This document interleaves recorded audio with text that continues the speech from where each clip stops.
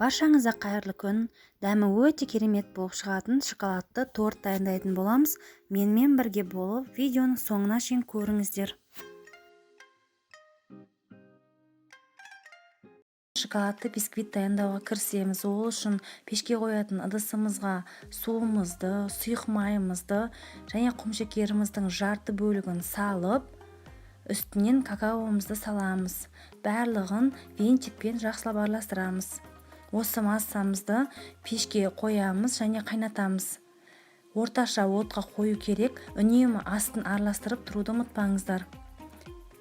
Жұмыртқамызға шым-шым тұзымызды салып, қалған құмшекерімізді саламыз. Барлығын миксердің көмегімен аппақ масса болғанша миксерлейміз. Шамамен 5-6 минут миксерлеуіміз қажет.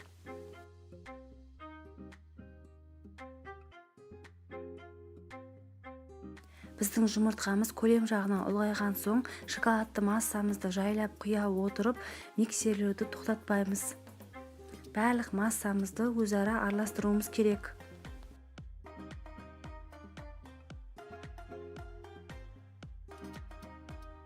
Барлық шоколадты массамызды араластырып болған соң, бізде осындай үлпілдек масса шығады. Енді құрғақ ингредиенттерімізді, яғни қопсытқыш пен ұнымызды өзара араластырып, міндетті түрде електен өткізе отырып, қосып, осылай жоғарыдан төмен қарай лопатканың көмегімен араластырамыз. Диаметрі 20 сантиметрлік формамызға қамырымызды құямыз. Қызып тұрған духовкада 180 градуста шамамен 35-40 минут пісіреміз. Дайын болған бисквитімізді міндетті түрде шпажканың көмегімен тексеріп көреміз. Біздің шоколадты бисквитіміз дайын болды. Менде 45 минут пісті.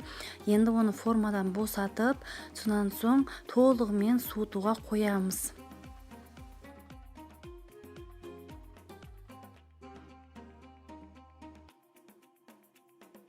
Толығымен суыған бисквитімізді теңдей 3 бөлікке бөлеміз.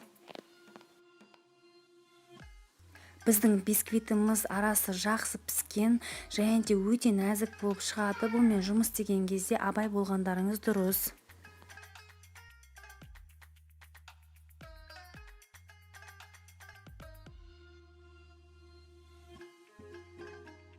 Келесі лимонная кремю дайындайтын боламыз. Ол үшін пешке қоятын ыдысымызға сливки қоямыз.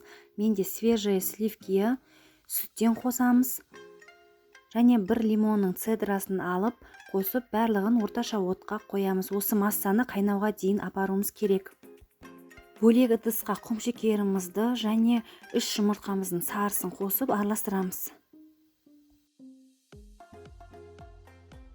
Жұмыртқамызды жалпы массамызға қосып, араластырып, отқа қоямыз. Оттың асты төмен болу керек және де үнемі араластырып отырамыз. Жеңіл түрде қоюланса пештен алуымыз керек. Біздің кремюмыз аздап қоюланды, осындай болу керек.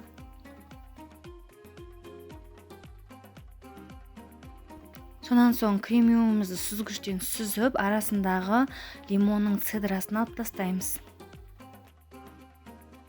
Осы массамызды 60 градусқа шейін суытамыз. Сонан соң бұқтырылған желатинді микротолқынды пеште ерітіп қосамыз және жарты лимонның суын қосып, барлығын араластырып, осындай формамызға құямыз. Яғни 2 формаға құямыз. Менің формамның диаметрі 18 сантиметр.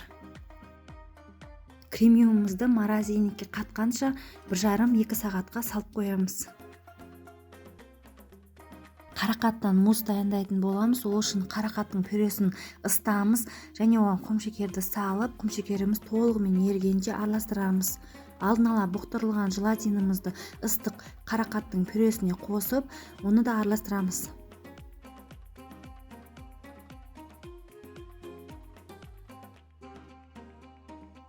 Мұздай холодильниктен шыққан сливки мен творожный сырымызды миксердің ең төменгі жылдамдығынан бастап, жайлап жылдамдықты ұлғайта отырып миксерлейміз.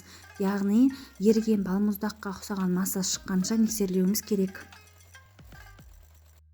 Міне осындай масса болғанша миксерледік. Енді оған суыған қарақаттың пюресін қосып, барлығын осылай лопатканың көмегімен абайлап араластырамыз.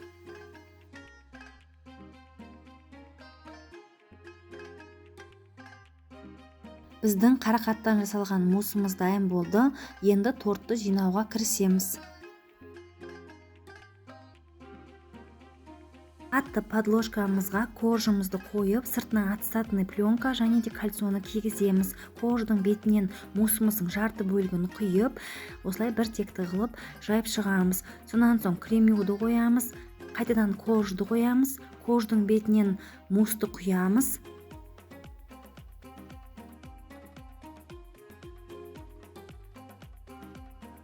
Бір тегіс қылып жайып шығамыз.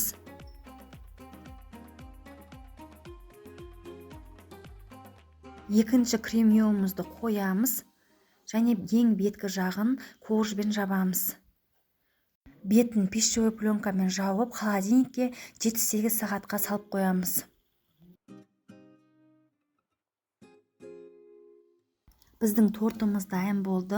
Мен сыртын крем-чизбен қаптадым. Крем-чиздің рецепті менің каналымда бар. Описанияда ссылкасын қалдыратын боламын. Енді тортымыздың арасын көрейік.